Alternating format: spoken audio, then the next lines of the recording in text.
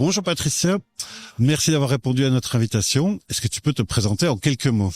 Oui, bonjour. Donc, je m'appelle Patricia Corrieri. Je suis directrice de la Scientothèque, qui est une ASBL dont la devise est l'égalité des chances par les sciences.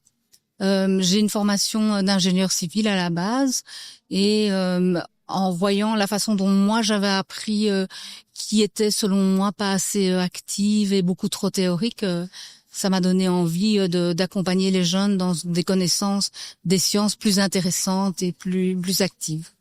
Et on peut aussi dire que la Scientothèque est notre partenaire sur le projet Diversiclic. Oui, tout à fait. La Scientothèque est partenaire sur le projet Diversiclic et on veille à développer des ressources et à accompagner entre autres les publics, puisque nous on a une école de devoirs, même 2 écoles de devoirs. Là, on n'a vraiment plus la possibilité de pouvoir ouvrir des écoles de devoirs supplémentaires. Et donc, pour nous, une des façons d'étendre l'action et la spécificité scientifique qu'on a, c'était de pouvoir former les animateurs d'écoles de devoirs et leur offrir des ressources pédagogiques. Et ça, on va y revenir.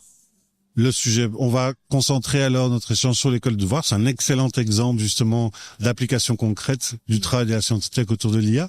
Mais avant, je voulais te demander quel était toi ton rapport personnel à l'IA. Est-ce que tu l'utilises soit personnellement, soit dans ton travail, et si oui, de quelle manière?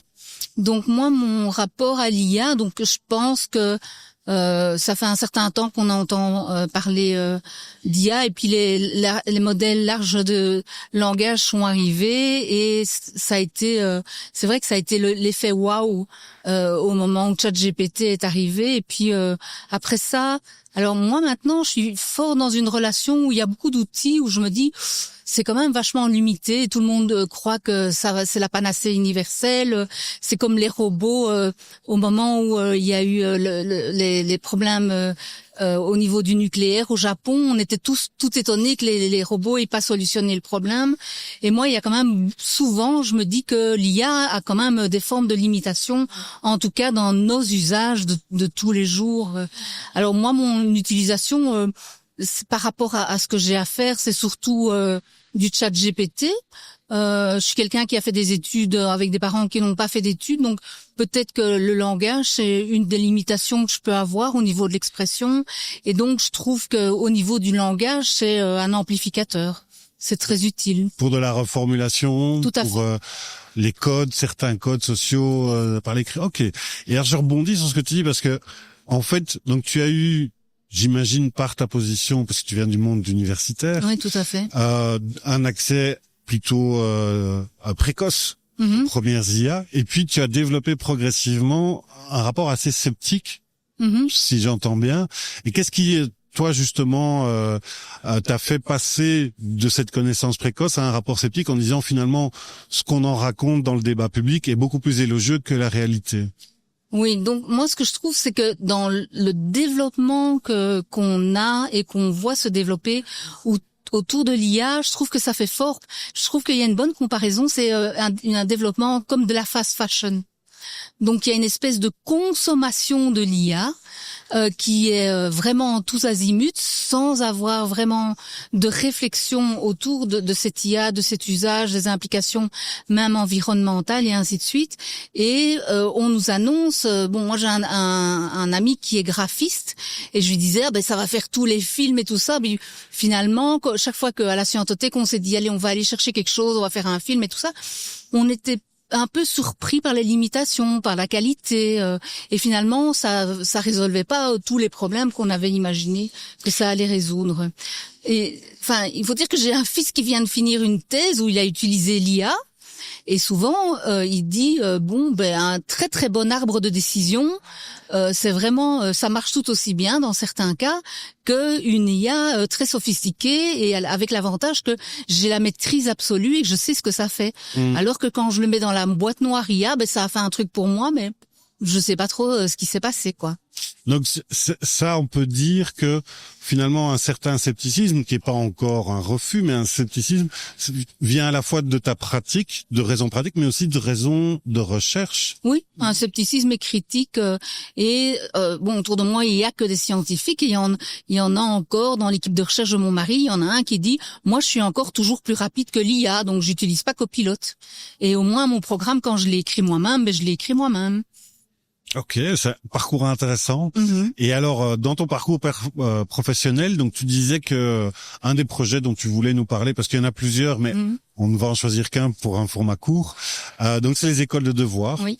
Et donc, est-ce que tu peux nous expliquer en quelques mots le principe de l'école de devoirs pour ceux qui ne les connaîtraient pas, et puis après, comment est-ce que la Scientothèque a mis quelque chose en place, en particulier à l'école de devoirs? Donc nous, on a 2 écoles de devoirs. On a une école de devoirs pour les enfants de 8 à 12 ans et puis on a une école de devoirs pour les enfants de 12 à 18 ans.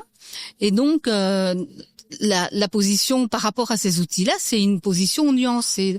Donc c'est dire, alors pour moi le message principal et ce qui se dégage au début, on savait tellement pas ce qui allait arriver, mais maintenant ça reste quand même assez clair que c'est un outil comme tous les outils et que les élèves qui vont bosser, qui seront intelligents, qui continueront à être curieux et qui développeront des facultés, l'IA sera pour eux un amplificateur, et pour ceux pour qui ce sera une source de entre guillemets enfin c'est un mot que j'aime pas, mais de paresse ou de se dire la machine va faire à ma place et puis ce sera bon comme ça, ils vont quelque part s'appauvrir, ils vont un petit peu se vider, et ça c'est vraiment une conviction et c'est quelque chose qu'on essaye de leur faire passer comme ça idée. C'est un de vos objectifs, mais est-ce que c'est aussi quelque chose que vous constatez dans vos écoles de devoirs? Alors là, je dois dire qu'on n'en est pas encore à ce constat-là. Il y a des études du MIT qui viennent faire avec l'imagerie, la résonance magnétique, où on a vu qu'il y avait des réseaux neuronaux beaucoup moins actifs et qu'à terme, il peut y avoir un impact.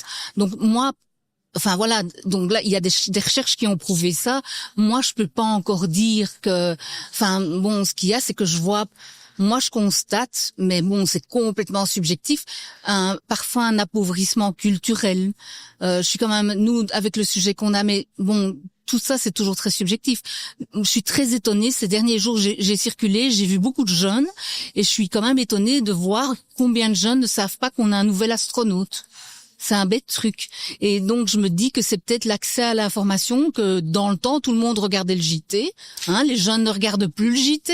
Et qu'il y a, via le fait qu'ils sont dirigés par les algorithmes sur ce qu'ils regardent, il y a toute une série d'infos à côté desquelles ils passent. Les bulles d'information. Oui, tout à fait. Et dans les écoles de devoirs, donc, vous accompagnez des jeunes en dehors du temps scolaire. Alors, on dit école de devoirs, mais en fait, on y fait bien d'autres choses que des devoirs. Oui, tout à fait. Et donc, vous travaillez avec ces jeunes aussi l'IA comme sujet ou comme outil? Donc, ce qu'on va faire, c'est regarder avec eux si ils peuvent utiliser l'IA et comment ils vont utiliser l'IA.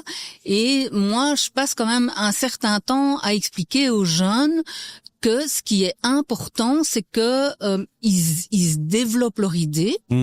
Qui vont dans un premier temps pas utiliser l'IA, ils ont un devoir, ils vont développer leur idée, quitte à utiliser éventuellement un moteur de recherche, et que en fait l'IA, si c'est des enfants qui sont à l'école de devoirs, c'est a priori des enfants qui viennent de milieux précarisés et dont le langage n'est pas de première qualité pour les parents.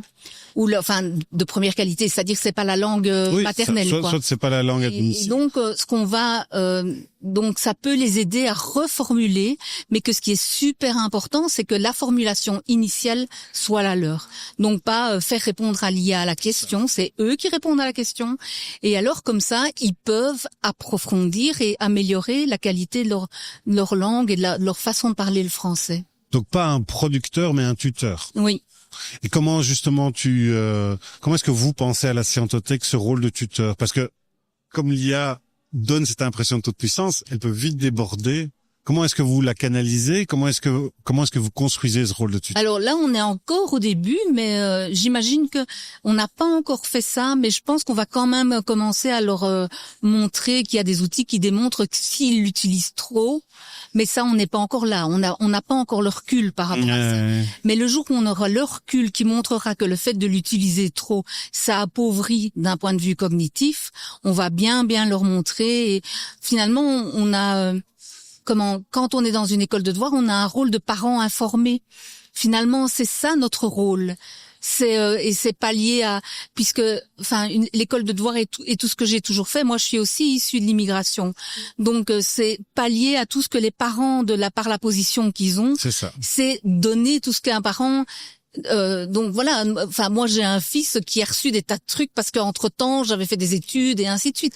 Et donc nous c'est vraiment ça notre rôle, c'est pouvoir donner tout ce que le parent peut pas donner. Oui, la question du capital socio-culturel tout à fait. Qui est inéquitablement réparti et pouvoir suppléer à cette inégalité, tout à fait. Et justement, comment dire, on a déjà travaillé ensemble, et une des choses que j'ai trouvé très très intéressante dans le travail avec la Scientothèque, c'est comment est-ce qu'on concrétise des idées abstraites qui sont très complexes. Ici, convaincre que un enfant, s'il utilise trop l'IA, il va avoir un déficit cognitif. À 8 ans, c'est compliqué. Et comment est-ce qu'on le matérialise? C'est-à-dire, en gros, on va le vulgariser pour qu'il comprenne, voir qu'il le ressente émotionnellement. Est-ce que ça, c'est déjà des choses auxquelles, c'est une question compliquée, mais c'est peut-être des choses auxquelles vous avez déjà réfléchi? Une idée sur laquelle on avait vraiment réfléchi et où on a été bloqué pour une histoire stupide de financement et on n'a pas pu faire le projet. Et donc, l'idée, c'était qu'on voulait justement faire des activités où ils faisaient des activités, une même question avec ou sans l'IA, leur montrer que, par exemple, si tu traites une image médicale, si tu n'utilises pas l'IA, l'IA sera plus forte que toi. Tu vois? Donc leur faire des choses comme ça. Puis après, faire des choses où tu te poses une question.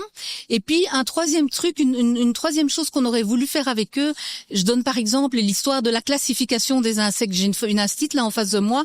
C'est un truc qui est très très courant.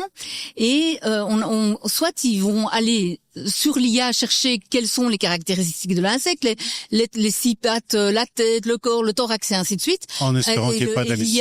Et l'IA va leur donner la réponse. Ou bien ils vont dans la nature, ils récoltent des tas de petites bébêtes et ils vont établir eux-mêmes cette classification et leur montrer que le plaisir est pas du tout le même et que a priori la façon dont ils vont le retenir ne sera pas la même. Bien sûr. Non plus. Ah oui, émotionnellement, ça suggère tout autre chose. Tout à fait. C'est plus long, mais le temps et la patience sont compensés d'une toute autre expérience. Et je pense, et dans le secteur jeunesse, on est bien placé pour ça, que les jeunes préfèrent aller chasser dehors, se balader dehors que d'être enfermé dans une classe. Là-dessus, je te rejoins complètement. Oui. Et donc ça, c'est en tout cas les écoles de devoir. J'entends bien que c'est porté par plusieurs valeurs. Vous essayez des choses, vous avez encore des retours, mais c'est encore en réflexion. Est-ce que de manière plus générale, la Scientothèque justement a d'autres réflexions sur les usages et limites de l'IA d'un point de vue éducatif? Parce que là, vous avez ce projet majeur, mais peut-être il y a d'autres choses dont tu voudrais nous dire quelques mots. Non, par rapport à l'IA, je pense que il y a pas tellement plus. Donc il y a vraiment cette nuance où c'est de nouveau un outil qui a ses inconvénients où si on se met à l'utiliser tout le temps, on va perdre des qualités.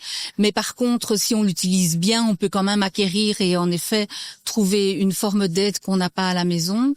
Mais moi, ce qui me préoccupe, c'est quand même la quantité d'usage d'écran et la coupure de contact. Ça, c'est quelque chose que je trouve préoccupant et qu'il faut regarder. Et souvent, je me dis, mon fils a 30 ans, j'ai eu grosso modo 6 ans à gérer avec les écrans, quoi, tu vois.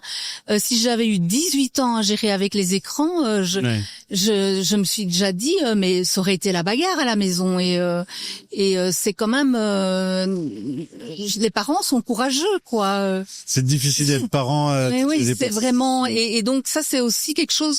On a déjà fait des conférences, on fait venir des spécialistes pour faire des conférences aux parents, pour les aider à s'occuper des enfants. On a déjà eu des enfants qui sont en décrochage scolaire et les parents viennent vers nous en disant il a une addiction informatique et on ne sait plus quoi faire avec lui, quoi. Et ça m'intéresse la question sur le sujet, c'est tu dis en gros un bon usage de l'IA, mais on pourrait dire aussi, parce que enfin voilà, on travaille aussi ensemble sur des projets numériques, donc il y a certainement de bons usages du numérique. Est-ce que tu établirais un parallèle? Si tu devais les définir en quelques mots, c'est quoi ces bons usages que tu relèves? Oui, donc pour moi, on met toujours l'IA en avant, mais finalement, l'IA, c'est du numérique, quoi. Hein, donc, bien sûr, on n'a plus que ce mot-là à la bouche. Oui. Mais donc, les bons usages, pour moi, les bons usages, ce qu'il faut savoir, c'est que j'ai un drôle de parcours, hein.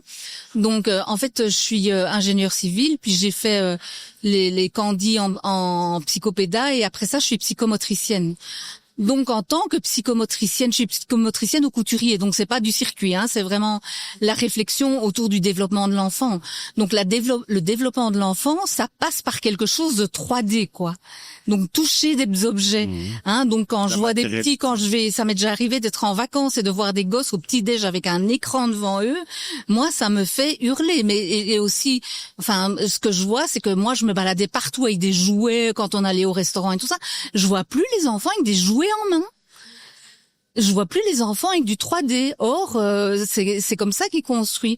Alors bon, c'est toujours oui, mais ça c'était l'ancien temps. On va se développer différemment. Mais moi, je pense que la relation 3D aux objets, à la nature, c'est quelque chose d'assez essentiel, quoi. Donc en tout cas, ça ne veut pas dire exclure les écrans, mais valoriser la dimension matérielle du rapport au réel à sa juste. Oui, bien sûr. Et donc, de toute façon, ça aussi en sciences d'éducation, il y a un consensus pour dire que jusqu'à 12 ans, il faut toucher, il faut bouger. Il y a une dimension physique qui est centrale. Et alors pour conclure, si tu devais donner un conseil aux professionnels de l'éducation, donc que ça soit dans les écoles, dans les universités, dans les maisons de jeunes, dans les cellules d'accompagnement, donc tous les professionnels d'éducation, si tu devais leur donner un conseil sur l'IA, qu'est-ce que tu leur dirais? Mais c'est un peu compliqué, mais oui, le conseil principal, c'est de surtout attirer l'attention sur le fait que nous, on était d'abord partis sur apprendre à programmer pour ne pas être programmé. Ça s'applique à l'IA puisque l'IA, c'est de la programmation. Et ici, c'est apprendre à comprendre l'IA pour ne pas être complètement dirigé par l'IA. Et donc, surtout, ne pas se lancer dans une attitude consumériste de l'IA, mais une compréhension de l'IA et en voir les tenants, les aboutissants et les limitations. Très bien, merci beaucoup. Voilà, avec plaisir.